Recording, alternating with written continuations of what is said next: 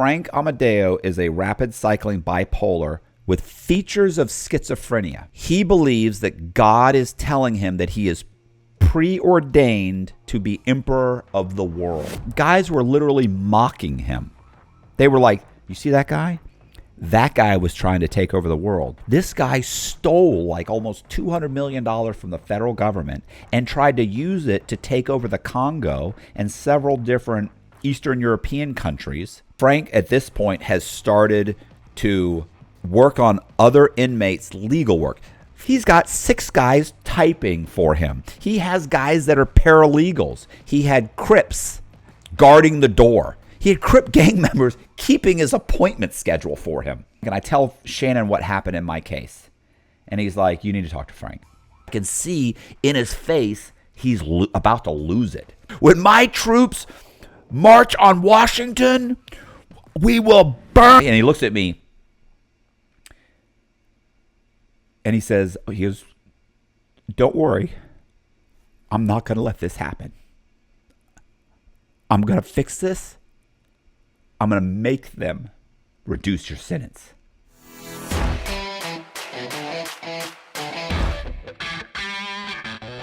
Hey, this is Matt Cox, and I'm going to be telling the story of Frank AMODEO. Frank AMODEO is an inmate that I met while I was incarcerated. He helped me tremendously. And he's got a really interesting and listen, more than that, he's got an extremely unique story. So if you tune into this and watch all of these episodes that I'm going to do, and I've written a book on Frank, you're never going to hear a story like this ever. So let me go ahead and start by saying that I was incarcerated in federal prison. I had committed bank fraud. I was on the run. Just a little bit of background. Probably most people know my story. I've been on a bunch of podcasts, and there have been several programs on me. But I was incarcerated, and I got 26 years. I got a 26-year sentence that was outrageously long, I feel, for what I had done. But essentially, my crime is, the short version is I owned a mortgage company. I was committing fraud at the mortgage company. The brokers that worked for me were committing fraud. I got caught. I was given a 3-year probationary sentence. I then, I should have just gone and got a regular job, served out my probation, and just lived a regular life, but I didn't do that. What I did was I started a much larger scam. And at that point when I worked for the mortgage company, I was just like changing documents. I wasn't really doing anything super overtly scammy or fraudulent as much as I was just changing documents, which is fraud, but not like, it was really just to get people loans. So now I got in trouble. And what I did was I started creating what's called synthetic identities. I started creating fake people. I convinced Social Security to issue me Social Security numbers to children that don't exist. I then built credit profiles using those Social Security numbers. Once those credit profiles were built, you could now pull the credit for someone on a Social Security number that had been issued 8 months earlier. You could pull that credit. And of course, it didn't say it was a 3-year-old or a 2-year-old child. It said that it was somebody who was like 30 years old. But you could pull his credit, and he had 700 credit scores. I then bought a bunch of houses in those different various names. I then borrowed money against those houses, borrowed $11.5 million over the course of about 18 months. Eventually, the FBI finds out. The FBI comes to arrest me. I then went on the run. While I was on the run, I borrowed an additional $3.5 to $4 million. The Secret Service got involved. After 3 years, I was captured. After I was captured, I was brought to Atlanta. And at that point, this is late 2007. This is the beginning of the 2008 financial crisis. Like at this point, you're starting to see cracks in the system. And banks are starting to fail, and things are going bad. And I became kind of the poster child for identity theft and bank fraud. And so they really threw the book at me. I probably should have gotten 10 years or so, which I deserved. I had that coming for sure.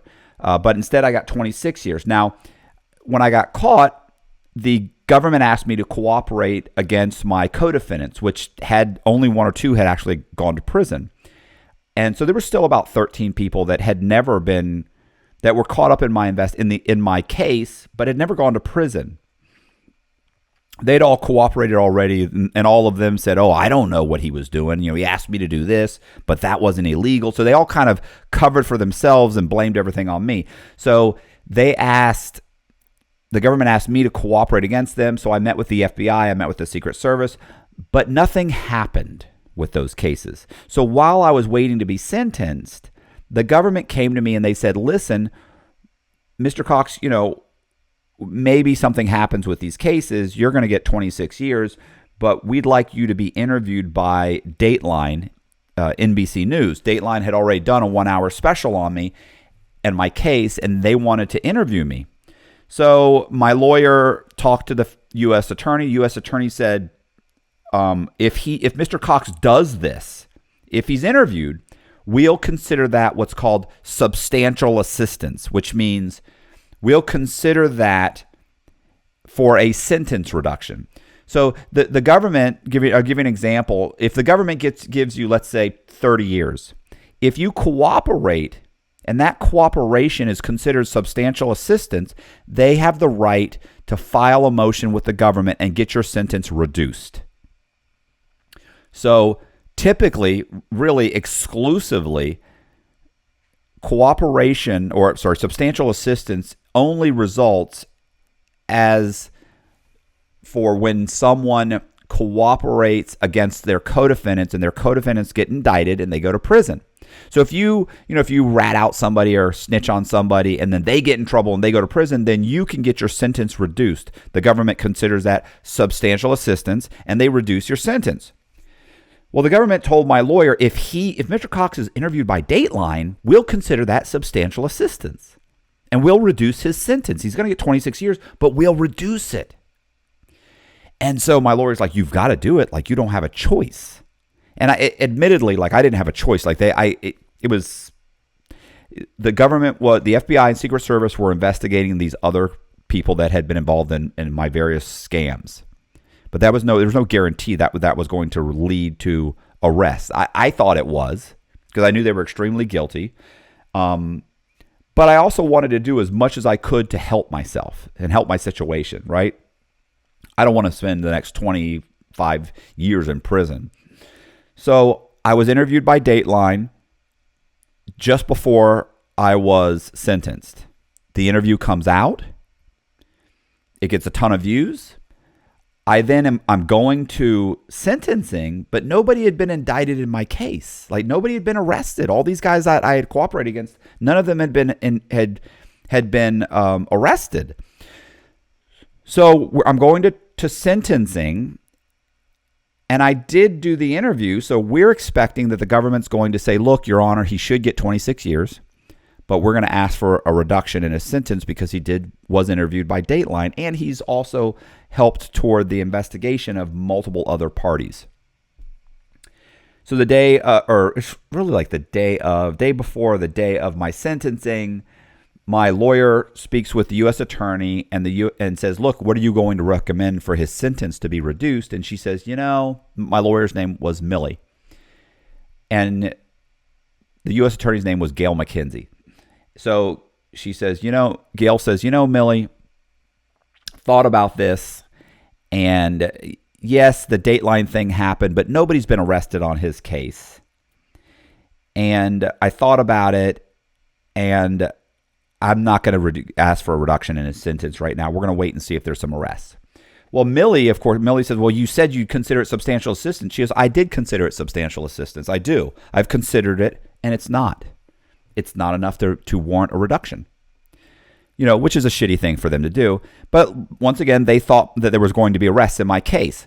So I go to sentencing. I get in front of the judge. The judge gives me 26 years and 4 months, which is what my range was, right? So there's a probation officer. He looks at all the criteria that you meet as far as sentencing, and he determines that this is what they're recommending, and they recommended 26 years and 4 months. The judge gave it to me. Okay, that's a shitty day. So I then get sentenced to prison. I go to prison. I go to a medium security prison. I'm at the medium security prison, and we're going to get into Frank AMODEO in a minute. Just give me a couple minutes. I'm setting it up for people that don't know the story. So I go to a medium security prison, and I wait. I wait to see if these other people are going to be indicted. Like, I'm assuming the FBI is going to indict a bunch of people in Tampa. Secret Service is going to indict some people, and those people are going to plead guilty or go to trial, whatever the case may be. And then, of course, the government's going to come and say, hey, Mr. Cox really helped us in this case. These cases, we're going to reduce his sentence. And I kind of always assumed my sentence would be reduced down to about, 6 or 7 years, something like that. I don't know why that was in my mind. I thought that's probably what I deserved, was something like that, which was way off. Here's what happens is, after like a year or so of being at the medium, I call my my public defender. I call Millie, and Millie says, I said, Millie, what's going on? What's happening? Like, nobody's come to see me? What's going on? So she goes, I don't know. Let me call. So she calls around. She calls, and the U.S. attorney says that they're still looking into it. At some point, after like a year, after about 2 years, an FBI agent shows up, because what ended up happening was the FBI agents that were on my case got transferred. So they used that as an excuse. Then they also said, listen, by this point, it's 2009. Like, the entire economy's collapsing at this point. So it's late 2008, 2009, the economy's collapsing. So finally, an FBI agent comes out. Her name is Leslie. She comes out, really nice, comes out, interviews me. Gosh, I don't know how many times she came out. I want to say 4 or 5. I could be wrong. Maybe it was 3 times. Be honest, I think it was 4 or 5 times. So she comes out, spends several hours. We go over boxes, different things, try and put together a case. At some point, she puts together a case. She goes to the U.S. attorney in Tampa and says, look, I want to indict and arrest all these guys. And the U.S. attorney in Tampa says, that case is 5 years. Some of these cases are 4 years old, 5 years old, 6 years old. We're not really interested in pursuing those. We've got banks that are failing right now. We're going to go after them. Why would we go after a 6-year-old case? So in that case, I really screwed myself by going on the run. I had already put it off. And then, of course, being prosecuted, that was another year. It took that another year. So, I mean, it was four. I should have stayed in Tampa and cut all those people's throats. But the point is, that's not what happened. So I call Millie, talk to her, and she says, Matt, I'm sorry, they're not going to indict anybody. This is not going to happen. I said, well, oh my gosh, well, what about the Dateline thing? And she goes, I told you, I talked to the U.S. attorney, and she said it's just not enough. So I don't know what to do at this point. Now, by this point, I've been taken from the medium security prison, and I was transferred to the low security prison. So I'm at the low security prison, and I get a letter from a production company that produces the TV show American Greed. They ask for me to be interviewed. I contact my contact my public defender, Millie. Millie says, yep, I got a letter too. She'd already received a phone call from the U.S. attorney. The U.S. attorney said, I want him to be interviewed for that show. If he's interviewed, I will definitely consider it substantial assistance. Great. I'm interviewed by American Greed. The show comes out. After the show comes out, Millie contacts Gail McKenzie and says, Gail, the show came out. Looks like it's doing well. He's done everything he said he would do. Can we please get that reduction now? And the U.S. attorney says, it's just not enough. I'm sorry. And, no arrests were made. These are great things that he did, and I understand that I said I'd consider them substantial assistance, and I did consider them substantial assistance, and they're not. They're not. So they did. They always say consider. I will consider it, which is comical unless you're the recipient of that. So within 6 months to a year of that, so now by this point I've been locked up like 5 years. By this point, I'm writing my own story. and I'm writing a book about myself. Well, what ends up happening is, buried by the U.S. government and ignored by the national media, this is the story they don't want you to know. When Frank AMODEO met with President George W. Bush at the White House to discuss NATO operations in Afghanistan, no one knew that he'd already embezzled nearly $200 million from the federal government, money he intended to use to bankroll his plan to take over the world. From AMODEO's global headquarters in the shadow of Florida's Disney World, with a nearly inexhaustible supply of the Internal Revenue Service's funds, AMODEO acquired multiple businesses, amassing a mega conglomerate. Driven by his delusions of world conquest, he negotiated the purchase of a squadron of American fighter jets and the controlling interest in a former Soviet ICBM factory. He began working to build the largest private militia on the planet, over 1 million Africans strong. Simultaneously, AMODEO hired an international black ops force to orchestrate a coup in the Congo while plotting to take over several small Eastern European countries. The most disturbing part of it all is, had the U.S. government not thwarted his plans, he might have just pulled it off. It's insanity, the bizarre, true story of a bipolar megalomaniac's insane plan for total world domination. Available now on Amazon and Audible. Or yes, at this point, I get contacted by a guy named Jim Montrum. Jim Montrum owns a real estate school that teaches mortgage brokers how to get licensed. So he teaches a class, you get a certificate that makes you eligible to go and take a state test, and then you can be a mortgage broker. Teaches these classes all over the United States, right? It's a national mortgage broker educational school. Well, Jim contacts me, and Jim says, hey, Matt, listen, this is kind of, this is interesting. I'd like to write an ethics and fraud course. So what happens is, for you to be a mortgage broker, you have to take something like, I'm going to say it's like 9 hours of continuing, it might be 12 hours, whatever. You have to take a certain amount of continuing education classes every year. 3 or 4 of those hours are on ethics and fraud. So he said, I want to write an ethics and fraud course that meets the federal guidelines, which will help mortgage brokers. And I want to have you help me write it. I want to base it completely off of you and your experience, because I had actually owned a mortgage company. I was a licensed mortgage broker. So I said, wow, that'd be amazing. So I said, but I need to get that approved through the U.S. attorney. So this time, Jim actually flies up. Does he think he flies up or drives up? He flies up, I think. He flies up to Atlanta. He meets with the U.S. attorney and my lawyer. She writes an email saying, if Mr. Cox writes this course, I will absolutely consider its substantial assistance. Listen, this is how scummy these people are. Like, I hate to say that people are scummy or U.S. attorneys are scummy or that there's good and bad people, and I'm not saying she's doing a bad thing to a good person, but doing a bad thing to a bad person is still shitty. So she says, if he writes this course, I will consider it substantial assistance. I write the course. It's 9,500 words. It's a great course. Probably one of the greatest courses. I sound like Trump. Probably the greatest course that was ever written. But listen, a lot of people have actually said, guys that have written, they're like, bro, that's like the most compelling course I've ever read in continuing education. Like it's still being used. As a matter of fact, it was actually adopted by by an ethics and fraud course that's being taught.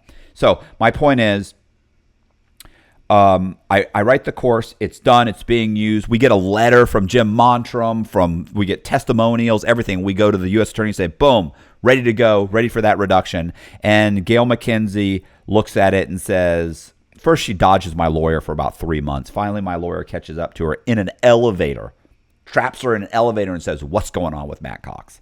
And sure enough, she says, it's just not enough.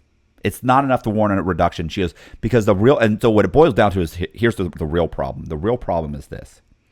She's saying, I don't know how to make a motion for a reduction based on the Rule 35 guidelines when they specifically state in the guidelines that this has to be based off of arrest, indictments and arrest of other individuals. She's like, this doesn't meet that criteria, despite the fact that she'd been telling my lawyer that the whole time. So when Millie's telling me this on the phone, I'm in prison and I'm like, but you said, like, I'd never looked up the guidelines. I don't know what they say. And I said, but you said that she would consider. She goes, I know, Matt, and she did consider it, and it's not. And she said, I'm sorry.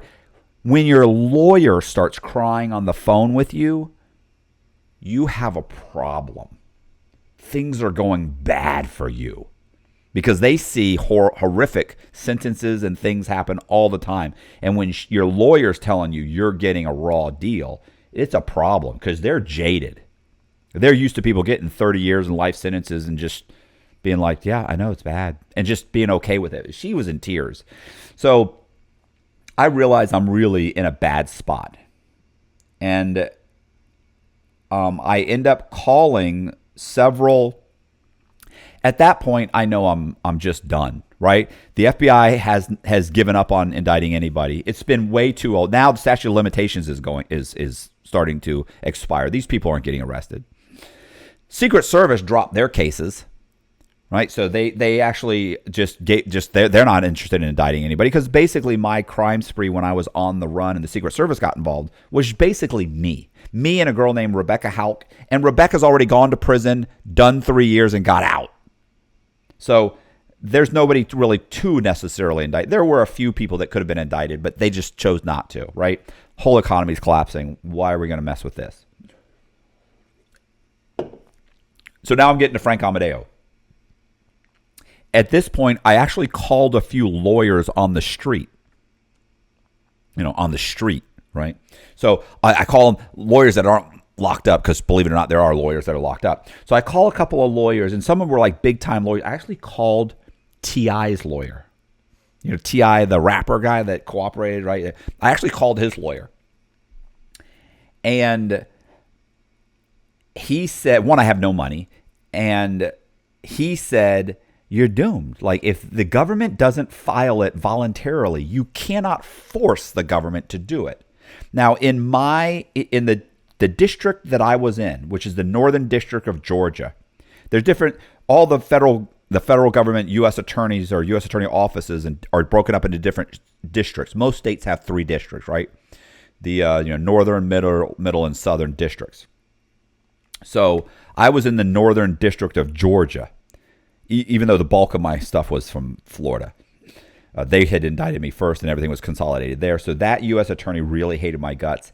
And basically, every lawyer I talked to in that area said, look, in this district, if they don't file it voluntarily, you cannot force them. Now, there are some, you go to California, you can force them to file it, right? You go to New York, you can force the government to file a reduction in your sentence. If you've cooperated and they say, yeah, to hell with him. No, that's not how it works. But down south, it's a little bit more good old boys. We don't have to play by the rules. We have our own set of rules. And both 2 different lawyers said, yeah, you're done, bro. You're hit. Like, there's nothing you can, I don't know what to tell you. Not that I could have paid these guys to represent me, but I did call them. I'm being told it ain't happening. So at this point, I don't want to say I noticed Frank Amodeo. I'd already seen Frank Amodeo. But at this point, I'm so desperate that I start thinking, how can I just file this myself? Like, I have to try. A lot of guys get in there. Like, if you have 5 years, a 5-year sentence, a lot of guys with 5-year sentences, they don't even fight their case. Why would you? Why would you fight your case? Like, it takes 6 months to prepare that motion. Then you file it, and the government gets like they'll get like 90 days to respond. And then just as they're about to do their response, they'll ask the court, oh, we're overwhelmed. Can you give us another 60 days? They'll go, sure. They give them another 60 days. They got 90 days, then 60 days. Then they file. Then you have 90 days to respond. You file in 90 days, then the government has 90 days to respond to your. It's like it literally takes a year maybe a year and a half before the judge actually gets the motion. And then he'll hold it for 6 months to a year before he actually files, before he actually makes a decision. So it could take up to 2 years. So if you have a 5-year sentence, you probably spent a year in the county jail waiting to be sentenced. You got sentenced. You end up going to a prison. You have 1 year to file something, right? You get what's called time barred. You have 1 year from the date of your sentencing. You have 1 year to file a motion where you're basically saying, hey, this isn't right. Well, and then it takes 2 years.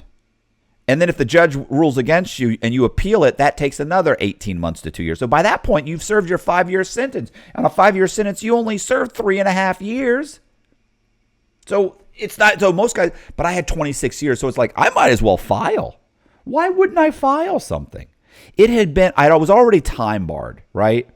So if you can, get around what's called the time bar, like you can plead your case well enough to explain that the time bar does not apply to you. And it really kind of did apply to me. So I was in prison thinking, how do I file this motion? I'm not a lawyer. I'm already time barred. It takes a fucking rocket science. It takes a genius to get around the time bar. Like, it's a miracle to get around the time bar. And then even if you can get around the time bar and you file it, it's a miracle that you're going to get the judge to rule in your favor. Like, there's just too many things that just aren't. But yeah, I might as well file it, right? Why not file it? But I'm not a lawyer. So I'm looking around, talking to some different guys in there. And one of the guys in there that was doing law work was a guy named Frank Amodeo. Now, I'd noticed Frank Amodeo a year or so earlier when he first got to the institution. And he was so heavily drugged that he would sit at a table. Like, he'd go in to eat, and he'd just sit at the table and stare at the table. I mean, literally like drool's running down his chin. Like, I mean, he's on so much like Thorazine and all these different drugs because he had what's called, he is what's called a rapid cycling bipolar. And it's something like it's like an Access 5 rapid cycling bipolar. Which means he doesn't go through several days of manic episodes. He's constantly kind of up and down, up and down, up and down. And he was like comatose for like a year. Then he convinced the doctors at Coleman to take him off the drugs. So they wing him off the drugs, and then he starts fighting his case. Once again, he was also time barred, by the way. Because by the time they take him off the drugs and he's mentally capable enough to fight his own case, he's time barred. So, what a scam that is. They indict him, arrest him, convince him to be sentenced or to take a plea. He takes a plea. He got 22 years, and Frank Amodeo went to prison, and then they kept him so doped up, he had no chance to appeal his decision and file what's called a 2255 in order to try and reverse or correct his sentence. So, but it had been a couple years that he'd been there, and I'd noticed him, but I'd never talked to him because guys were literally mocking him. They were like, "You see that guy? That guy was trying to take over the world." And we were like, "What?" It was like a joke. It was like, "What?" He's like, yeah, listen to what he did. This guy stole like almost $200 million from the federal government and tried to use it to take over the Congo and several different Eastern European countries. Tried to build his own private army. And when this guy literally, when it eventually started to go wrong, the U.S. attorney came in, they indicted him, and they threw him in prison. He got 22 years for trying to take over the world. That's what they were saying. That wasn't really the case, and you'll see what happens. I'll explain it. But the taking over the world part is true. So to give you a little bit of explanation as to what his condition is, before I get into Frank's story, is that Frank Amodeo is a rapid cycling bipolar with features of schizophrenia.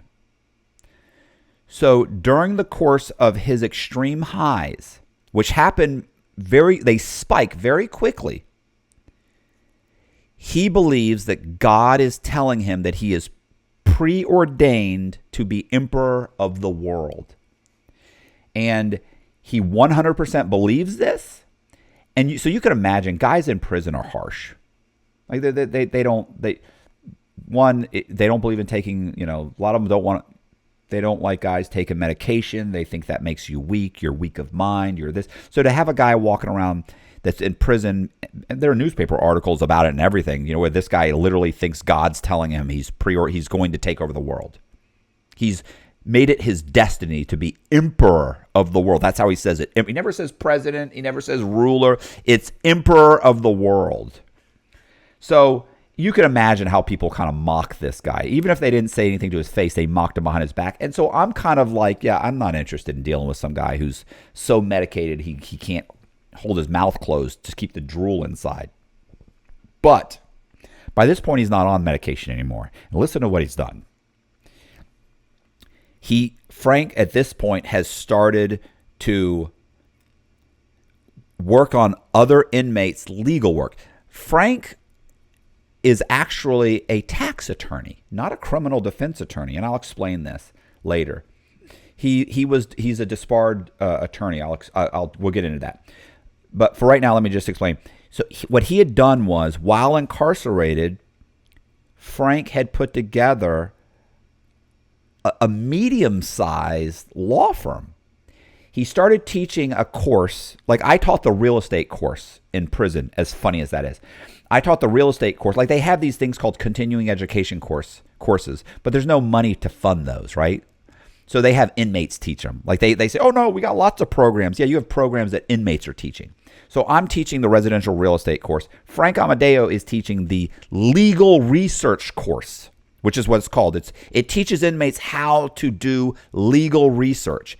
And they have computers in prison that have legal cases on them, right? So it's kind of like Pacer, but it's a little bit scaled down version. It's got about 5 or 10% of the cases that are on Pacer, which is the federal system. But you have to know how to use the system and what to research. So he starts teaching a course on how to research cases, how to fight cases, how to structure an argument, how all the districts are broken up, how to determine what case law is in each district. So this is an extremely advanced course, an extremely popular course for inmates that are desperately trying to get out of prison. But during the course of this, Frank's got 30 guys. Every 3 months, you got 30 guys coming in taking this course, maybe 40. He's able to pluck. Like, this guy has a keen legal mind. Boop. I'm going to use him. This guy, boop. Good. This guy, super smart. Boop. This guy, maybe he's not so bright, but he types well. Boop. Boop. He puts together a medium. I always say small, but whenever I've said small before to Frank or to any of my other buddies that were incarcerated, they're like, small? Yeah, that's at least a medium size. Like this guy's got 6 guys typing for him. He has guys that are paralegals. He has other guys. He has like 4 or 5 guys he would call his associates, which he would pass cases on to, and he would kind of manage those. This guy is working literally at one point. I'll bet you he was in the process of filing or managing over 100 cases. He had dry mount boards. And listen, it was so overwhelming that I was in Unit B4. He was in Unit B3. They had taken every unit in the prison, right? There's 12 of them. Every one of them had a large room, probably the size of a bedroom, an average bedroom, that was dedicated to be a library for the unit. So you didn't have to go to the main library. You could go to a small library. They cleaned out the library and made that Frank's office. Frank had his own legal office in the unit. You had to make appointments with the guy. He had Crips, the Crip gang members guarding the door. He had Crip gang members keeping his appointment schedule for him. Listen, I can't even tell you how insane this fucking, looking back on this, how insane it was. No, even at the time, I was like, this is nuts. So what he had done was he put together this law firm. He's probably working on at least roughly 100 cases. And at this point, within months of my own kind of thing falling apart, my own case and my possible reduction falling apart, I'm hearing about guys getting released. The guys are walking around going, holy shit, like, bro, you know Jimmy? Jimmy who? Jimmy Two-Face. Oh, yeah. Yeah, bro, he left. Well, he got transferred? No, he left. Frank won his motion. It was an immediate release. What? Immediate? Like, that doesn't happen. That doesn't happen. And you're like, dude got fucking 30 years. Yeah, well, he done 15 years. Frank got him cut loose. Damn. A week later, hey, you know Tommy whatever? Yeah. The guy with the crew cut. Yeah. Bro, Frank got 10 years off his sentence. What? Like, you're hearing this every week, every 2 weeks. At least 2 to 4 times a month on average, you're hearing about Frank getting something. Somebody's case gets, 2 years knocked off this one, 4 years, 10 years, 15 years, 5 years, 6 years. This guy got an immediate release. So after 4 or 5 months of this, in my own case, I'm doomed, right? Like, I can't become a lawyer in the next couple of years to try and file this case, my own case. And by that point, look, I was writing my memoir. I'm writing guys' books. Like, I was like, look, I got my own little routine going on, right? I got a good routine, and if I'm okay with it, do I really want to spend the next 2 years educating myself? I say 2 years because law school is 2 years. So, do I want to spend 2 years educating myself to become a lawyer to fight a case that's a losing battle?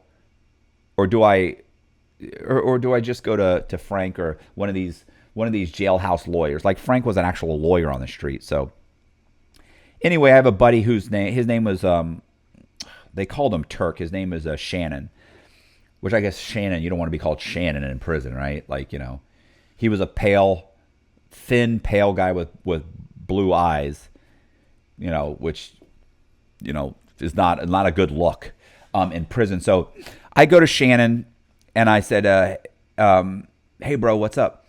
Tell me about Frank. And so we start talking about Frank, and I tell Shannon what happened in my case. And he's like, you need to talk to Frank. I'm like, Frank's nuts, bro. Like, I heard he's really nuts. He goes, he is nuts. He's fucking certifiable. I'm telling you, you're never going to meet a more batshit crazy guy than Frank AMODEO. And I'm like, that's not like a strong endorsement. I'm telling you also right now, he's like, that black guy, Leroy, the guy that held up the armored car and pulled a gun out and this and that and this, and they got into a firefight, and I'm like, yeah, you got like 30 years. He's like, yeah. I'm like, yeah, right. What about him? He goes, Frank just got 15 years knocked off his sentence. He leaves in a year. He's gonna get to see his son graduate high school because of that lunatic. And I thought, I mean, that's a pretty good endorsement, actually. So I go to Frank with Shannon. I bring my case file. Well, first I bring what I have. I bring some of my stuff there, and Frank looks at it for a little bit, and I stand there, and he kind of flips through some stuff and looks at this and looks at that, and he comes back and he says, "Let me ask you some questions. When did they come to you and ask you to do this on this? So do you have an email?" I said, "I do have an email. Like, my lawyer is sending me all this stuff. Like, I'm constantly asking, send me that email, send me this, send me all the correspondence." And she was good about that. So I have a bunch of stuff. So Frank's looking at it all,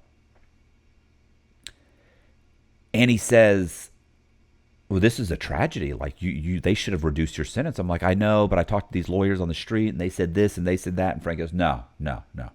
I'm not going to let him do this. I'm not going to let him do this. This is wrong. He becomes indignant. Like, I absolutely refuse to allow this to happen. And I can see in his face, he's about to lose it. And he's like, I refuse to allow them to do this. This is wrong. This is what's wrong with the legal system. When my troops he goes, when my troops march on Washington, We will burn the Constitution and the president will kneel at my feet. I will not let this happen. And I'm sitting there and I look over at Shannon, and he's glancing at me and kind of like, Frank got so nuts. Like, we didn't even move. We just sat there like, what just happened? Like, and I can't even do it right. I'd have to start screaming.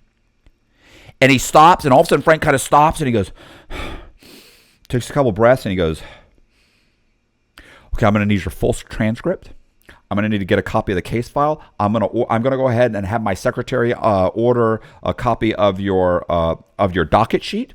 I'm also going to need the filing of your and he starts naming off all the things that he needs. He said, and I'm like, okay, I can have my lawyer send that stuff. He's like, okay, all right, that's perfect.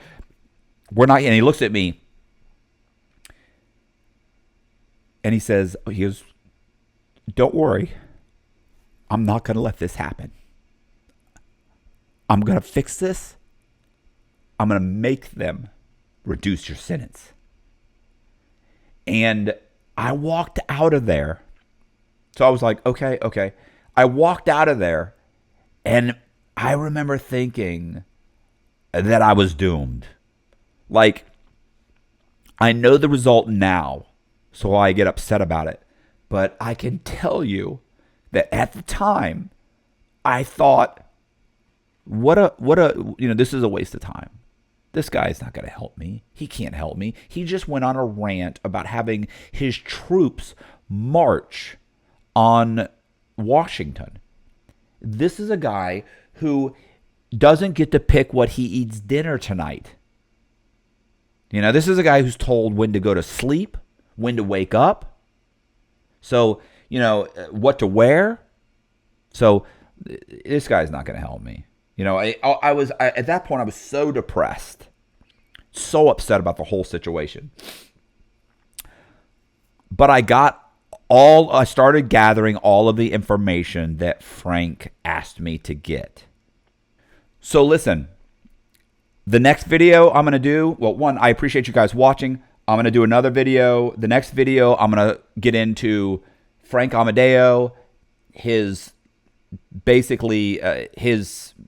childhood, he's got so many interesting, really, things about like why he believes he's preordained to be emperor of the world.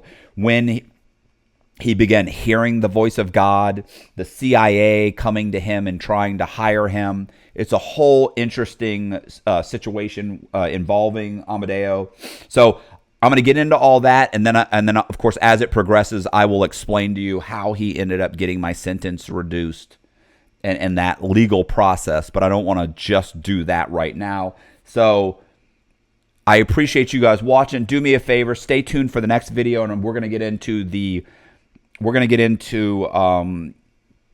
genesis of Frank AMODEO. If you can't wait for the rest of the video, you can also buy the book. You can buy the book. It's Insanity. It's Insanity, the bizarre story of a bipolar megalomaniac's insane plan for total world domination. It's huge, bro. I also have an Audible version. Anyway, or stay tuned and keep watching the videos. I really appreciate you guys watching. Yeah, we're going to get into the genesis of who Frank AMODEO is.